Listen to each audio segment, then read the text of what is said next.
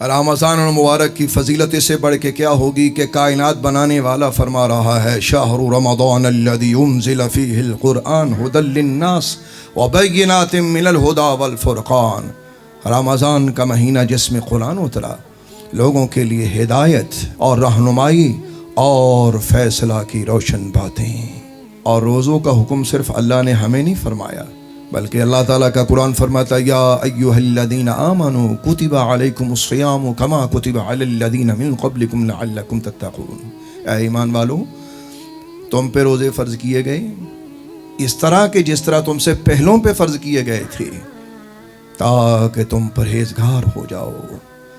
یعنی روزہ ہم سے پہلوں پہ بھی فرض تھا، اللہ تبارک و تعالیٰ نے ہمیں بھی عطا فرمایا۔ ان کے اور ہمارے روزے کے ٹائم میں بھی فرق ہے، اور فضیلت کا تو پوچھو ہی کچھ نہ۔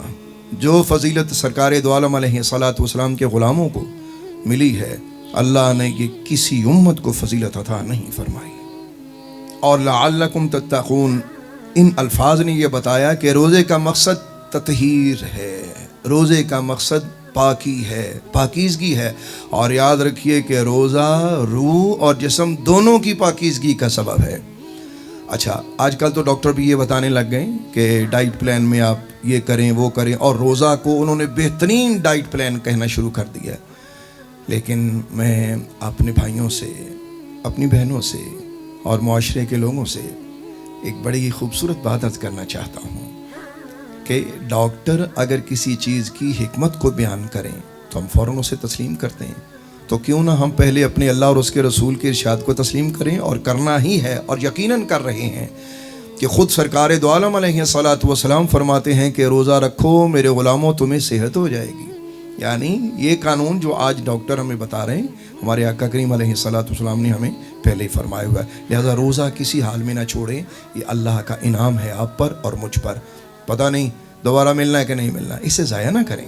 اور ہمارے اکثر بھائی کہتے ہیں کہ جی روزہ بڑا سخت ہے، چلیں جی میں سردیاں ذرا کھلواں گا، تو یہ غلط بات ہے۔ اللہ کے مشیر نہ بنیں، بلکہ اللہ کے بندے بنیں، عبد بن کے اپنے اللہ کے اس حکم کو فالو کریں، فالو کرنے والے بنیں نا۔ اسلام کا تو معنی ہی ہے کہ گردن نہادن باطاعت، کہ اطاعت و فرما برداری کے لیے گردن کو جھکا دینا۔ اسلام تو تقاضا یہ کرتا ہے اطیعوا اللہ و اطیعوا الرسول، کہ اللہ کی اطاعت کرو اور رسول اللہ کی اطاعت کرو۔ تو میرے بھائیوں، روزہ ایک خوبصورت عبادت ہے اور اسے ضائع نہ کریں۔ اللہ تعالیٰ کے قرب کا انتہائی ذریعہ ہے، یہاں تک کہ اللہ تبارک و تعالیٰ فرماتا ہے کہ روزہ میرے لیے ہے، اس کی جزا بھی میں ہی دوں گا۔ اور دوسری روایت میں آتا ہے کہ روزہ میرے لیے ہے، میں خود ہی اس کی جزا ہوں۔ اللہ اکبر!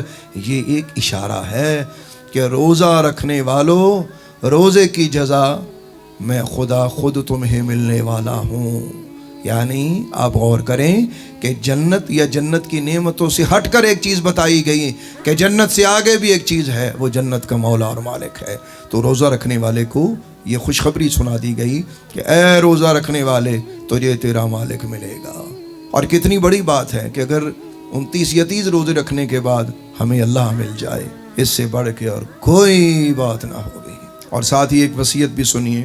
ہمارے بھائی اکثر لوگ روزہ رکھتے ہیں تو روزے کو صرف بھوک اور پیاس سمجھتے ہیں، تو اگر روزے میں کوئی غلط بات کریں، کوئی بھائی روکے تو کہتے ہیں اب روزہ رکھیں تو کیا ہر چیز سے روک جائیں؟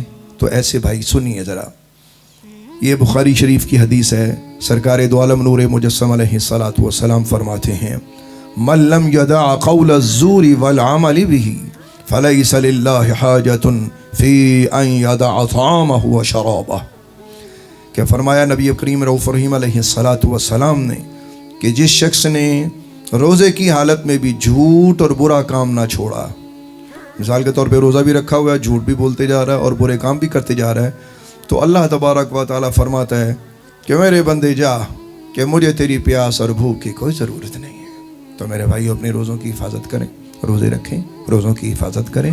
اللہ تبارک و تعالیٰ ہمیں رمضان المبارک کی برکتوں سے مالا مال فرمائے۔